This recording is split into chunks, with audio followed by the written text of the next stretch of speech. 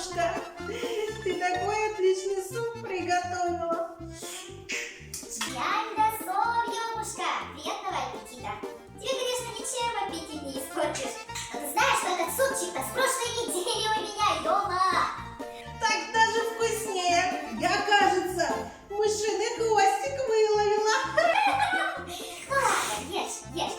Ёма, а ты знаешь, этот вкусный супчик, который ты ешь, я приготовила в этой печке.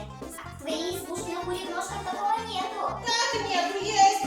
А в чем, ты думаешь, я непослушных детишек готовлю? Ну, у тебя-то может есть печка, но не такая большая и белая, как у меня в коме избе. Коме изба печка занимала полкомнаты, представляете? Потому что печка – это очень почетное место в коме избе. Там не только кушать готовили. Ёмушка, ты не слышишь? Она таракашек нашла. Вот. Коль в печке не только горячую пищу готовили, но и печка была хранительницей целого дома. Она была хранительницей дома, а хранителем печки – кто, скажи мне?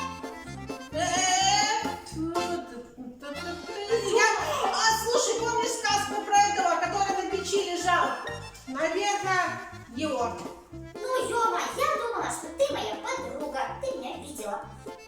Ну ладно, ты там, ладно, не знаю, да, хранитель. Конечно, хранитель печки – это домовенок, а точнее Олыся.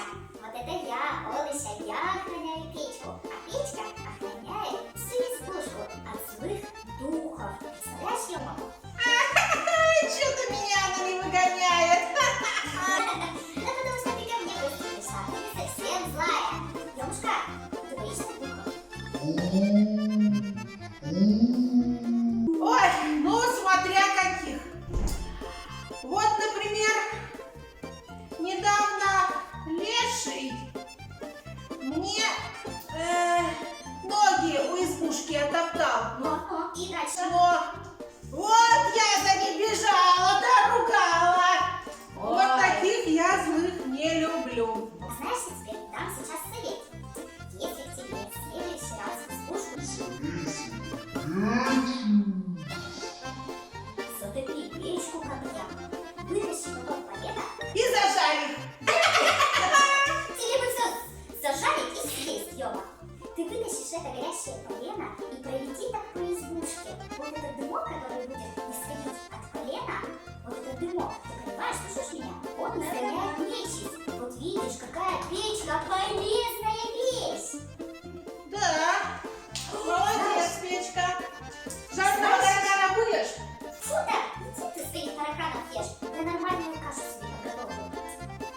Ой, знаешь, Донышко, меня вот уже ничем не напугать. Ох, тебя-то точно. Юмушка, а ты знаешь, вот с помощью печки можно еще общаться со своими предками. А ты знаешь как? Вот не знаешь, по твоим глазам вижу. Да все я знаю, я вообще-то самая умная Юма. Вот смотри, такая примета есть у кони народа.